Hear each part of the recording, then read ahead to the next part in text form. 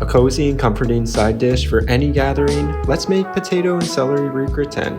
Preheat your oven to 400 degrees Fahrenheit. In a Le Creuset saucier, combine cream and Dijon and bring to a simmer with rosemary, thyme, garlic, salt, and pepper. Remove from the heat, cover, and set aside to steep. Add shredded Gruyere and Parmesan to a stainless steel bowl and toss to combine. A Le Creuset chef's knife is the perfect tool for slicing the potatoes and celery root super thin.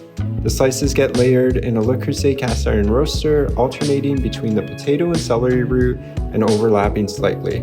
Season them with salt and pepper and sprinkle with a quarter of the cheese, and this gets repeated another 3 times.